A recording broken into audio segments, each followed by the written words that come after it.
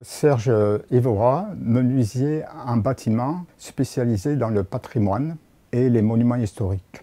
Notre but de l'entreprise, c'est aussi la transmission du savoir à travers nos apprentis. Formation sur ce patrimoine et sensibilisation aussi. Installé en 1976, on a eu plus de 180 apprentis et beaucoup de compagnons itinérants qui sont passés sur la ville de Pézenas. Certains ont créé leur entreprise, il y en a qui travaillent sur le patrimoine, d'autres sur le contemporain, suivant les affinités de chacun. Ce qui est important pour nous, c'est conserver ce patrimoine et aussi former, parce qu'on a besoin de main-d'œuvre hautement qualifiée pour arriver à exécuter les travaux nécessaires à la restauration du patrimoine. J'ai passé mon certificat d'études à l'école primaire et après on nous a envoyés au collège. Mais au collège, j'étais dans une classe un peu spéciale et de cette classe, on n'était pas des délinquants, mais on était un peu turbulents, comme on dit. On m'a orienté vers le collège technique en menuiserie. Mais la menuiserie, je ne connaissais pas, mais ça m'a plu de suite. Donc j'ai fait 3 ans de formation au collège technique de Pézenas. Et après, comme ça m'intéressait, j'avais des bonnes notes, ils m'ont envoyé au lycée national du Bois à Mouchard. Et de là-dedans, je suis resté 1 an, mais ça ne me plaisait pas. Et en discutant avec un de mes copains le soir, et il m'a dit, je connais des compagnons. Je ne savais pas ce que c'était les compagnons, c'était un autre monde. Donc il m'a donné l'adresse et j'ai écrit aux compagnons. Et les compagnons m'ont dit, vous pouvez venir quand vous voulez. Et au 2e trimestre, j'ai pris ma caisse à outils, ma valise, ma planche à dessin et je suis parti chez les compagnons à Toulouse. C'est là où j'ai démarré mon tour de France. Ça m'a plu de suite, j'ai trouvé une famille, une grande famille, c'était très agréable, il y avait beaucoup de fraternité et c'est comme ça que j'ai continué mon tour de France et j'ai évolué. Donc après j'ai voyagé, je suis allé à Avignon, Marseille, Tours, la Corse, Grenoble, puis Paris. J'ai un peu zigzagué dans tous les sens, mais normalement on le fait dans le sens d'une aiguille d'une montre. Donc là, pour moi, c'était intéressant parce que j'ai beaucoup évolué. J'ai appris à dessiner. Ce qui est important chez les compagnons, c'est le dessin technique. Donc on a commencé à dessiner des portes cochères, des escaliers droits, escaliers balancés, escaliers courbes. Bien sûr, c'est une image un peu rapide, mais ça se fait en 5 ou 6 ans de dessin pour arriver à avoir la maîtrise totale des ouvrages à exécuter. Et je voulais m'installer à Paris, mais c'était compliqué financièrement. Puis bon, quand je n'avais pas les moyens. Donc je suis revenu à Pézenas pour m'installer dans le cœur de ville. Bon, ça a été un peu long parce qu'il faut trouver un local, ainsi de suite. Je ne connaissais pas trop comme il fallait faire. Et petit à petit, je me suis installé. J'ai commencé à fabriquer une porte pour mon frère. Et un client m'en a accompagné une autre. Et ensuite, et c'est comme ça. J'ai commencé à fabriquer ces portes. Et un jour, en faisant un voyage en Italie, j'ai vu une belle affiche sur les portes, mais j'ai regardé ces portes et j'ai dit, mais à Pézenas, on a des portes plus belles qu'en Italie. Et en revenant, j'ai créé une affiche avec mon épouse, on a fait une affiche sur les portes, ce qui a beaucoup donné un certain dynamisme à l'entreprise. Il nous a permis aussi de vivre un peu plus confortablement. Bon, il y avait beaucoup de gens qui habitaient. Maintenant, Pézenas se vide. Mais à l'époque, c'était très familial. Dans la rue Montmorency, il y avait 5 familles, 6 familles à côté de l'atelier. Je me rappelle, j'ouvrais grandement le portail de l'atelier. Il n'y avait qu'une partie, parce qu'après, j'ai acheté des maisons au fur et à mesure pour agrandir la surface de travail. Mais il y a les personnes âgées qui se mettaient devant l'atelier, qui tricotaient, qui me regardaient travailler. Ils recevaient beaucoup de poussière, parce qu'à l'époque, il n'y avait pas d'aspiration.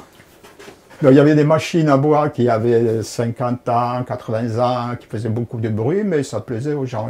Et certaines personnes m'aidaient à monter le bois au-dessus dans le grenier pour le stocker, tout ça. Il y avait une très bonne ambiance. Au bout d'1 an ou 2, j'ai pris un apprenti et après j'ai embauché un ouvrier. Donc il y avait du travail et ainsi de suite. Comme ça a évolué assez rapidement. L'avantage que je prends toujours des jeunes, j'ai eu des ouvriers pas trop âgés. Les jeunes, il y a un échange qui se fait, les jeunes nous apportent la jeunesse, souvent des idées nouvelles. Donc ça m'a permis à moi aussi d'être dans cet esprit-là,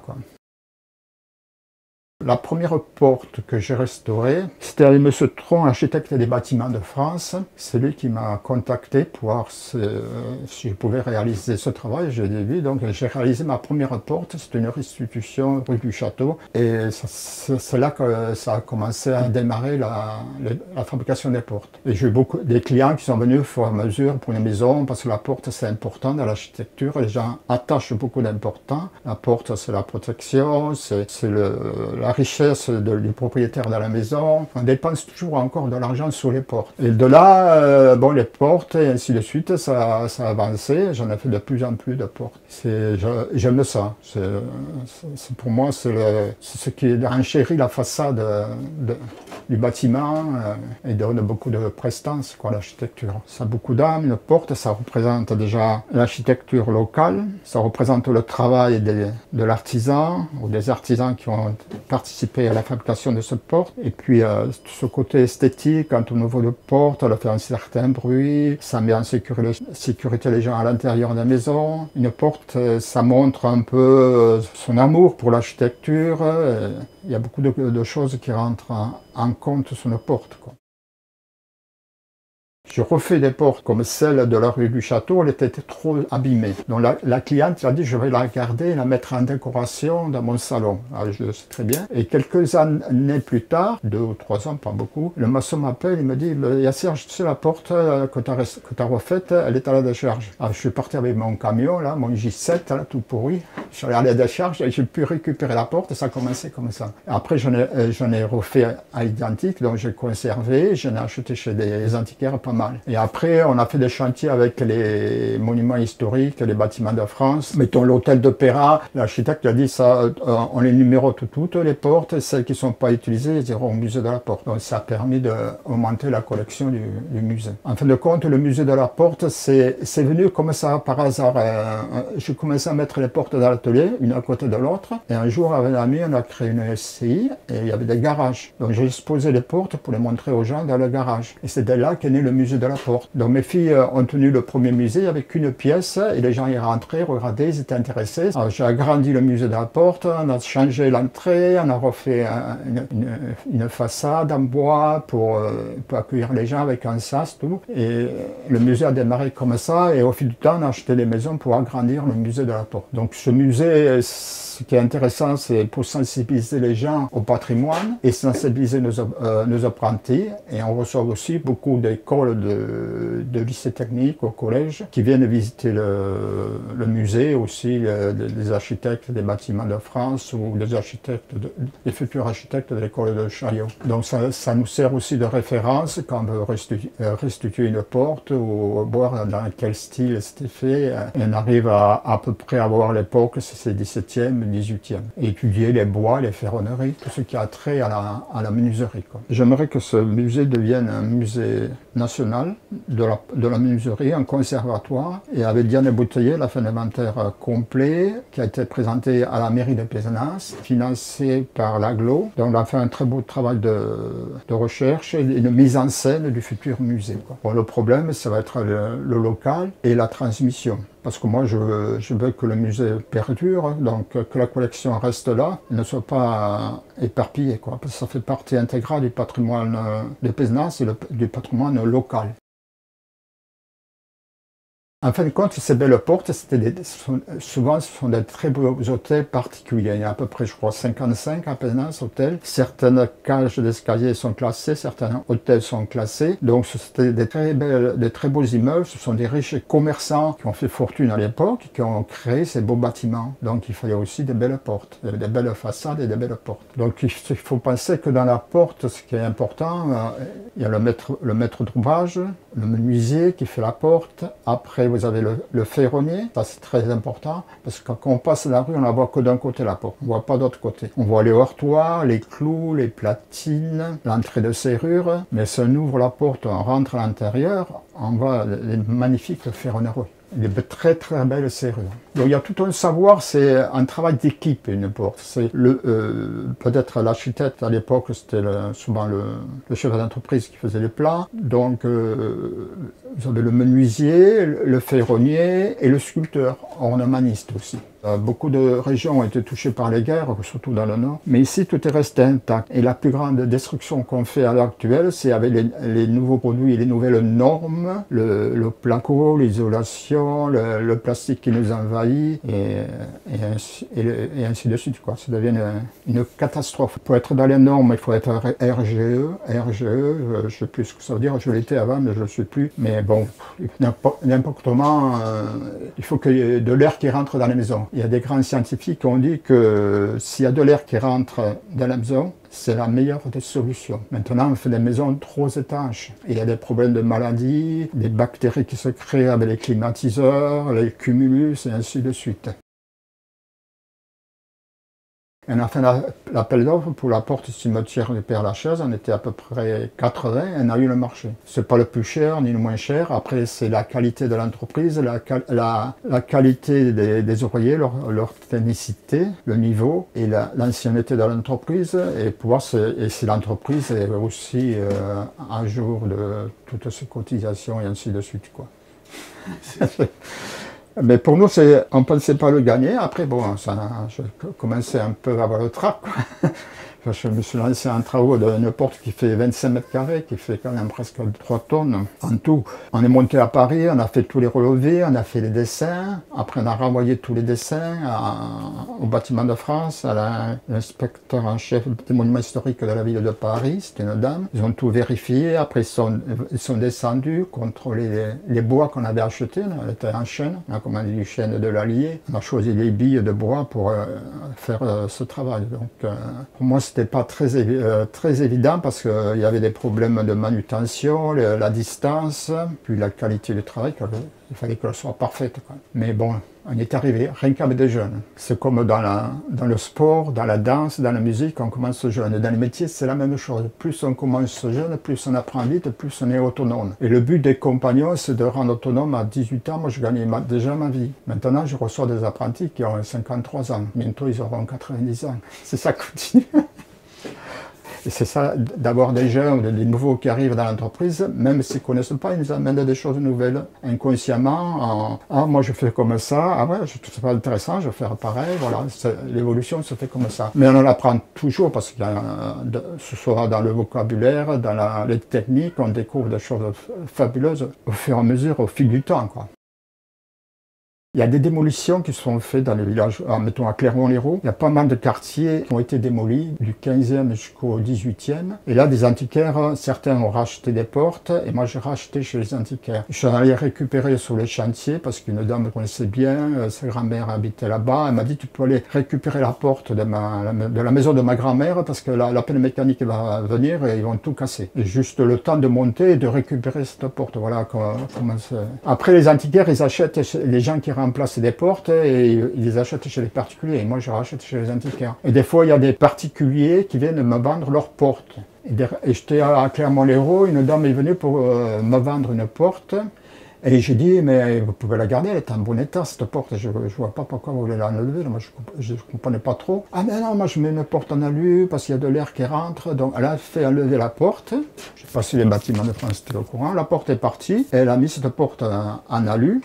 Et voilà comment j'ai racheté la porte à la dame. Et souvent, ça vient comme ça. C'est des gens qui ne veulent plus la porte parce que le problème de l'air. C'est toujours l'air. C'est un peu grave quand même. Qu'on ait poussé les gens avec ces règles, ces normes. On les a poussés à l'extrême et ils vivent un peu, moi je considère les nouveaux appartements comme un frigo ou une caravane. Tout était isolé. Plastique, placo, il y a tout ce qu'on veut dedans. L'école très nocive. Et le plus terrible, c'est les climatiseurs qui réchauffent les villes et qui polluent. Oh, vous avez le marteau, le ciseau, les scies, ça n'a pas très changé. Après, on a des machines un peu modernes qui nous facilitent le travail parce que bon, c'est très physique. Mais on n'a pas de commande numérique ni d'ordinateur. Nous, on dessine tout. De A à Z, on fait le dessin sur la planche à dessin. Après, on fait le dessin en vraie grandeur en fonction du travail. Et après, on reçoit la bille de bois entière, on choisit les planches, on regarde les défauts et on exécute le travail de A à Z. Quand c'est pour les monuments historiques, on fait les ouvrages, des documents exécutés avant, pendant, après, avec tous les dessins, les matériaux qu'on a employés, le bois, les ferronneries, ainsi de suite, et les peintures. Les élèves qui viennent de collège, plutôt maintenant ce lycée technique, ils ont passé de formation sur le dessin, ou ils en ont pratiquement plus avec les ordinateurs et les commandes numériques.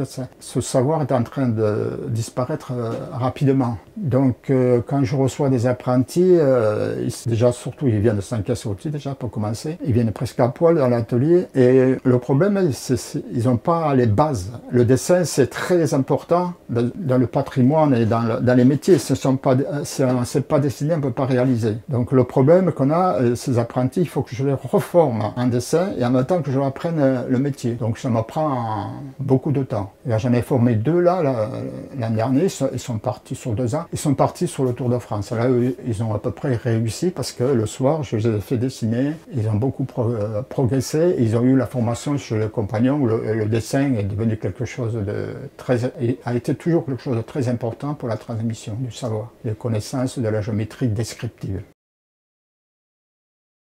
Et bien, souvent les portes étaient peintes, contrairement à les gens maintenant toujours des portes laissant le bois apparent, mais vu notre climat, c'est mieux de les peindre. Déjà, les anciens les peignaient beaucoup, même l'architecture était peinte avant. Maintenant, tout est couleur pierre, tout ça, ainsi de suite. Mais les portes étaient ocre, ou sang de bœuf, ou vert, ou bleu. Ça dépendait des affinités du propriétaire. Mais c'est important de les peindre, ça les protège mieux que le vernis ou l'azur qu'il faut. Les azurs, maintenant, sont beaucoup plus solides. Elles arrivent à tenir 7-8 ans, mais avec la pollution des voitures, tout ça, ça ne tient pas trop. Il y avait des drogueries à Pézenas, vous avez toutes sortes de piments dans des grands tonneaux de bois, avec toutes les couleurs qu'on pouvait utiliser dans le bâtiment. Ben après, c'est des piments qui viennent d'un peu partout, quoi.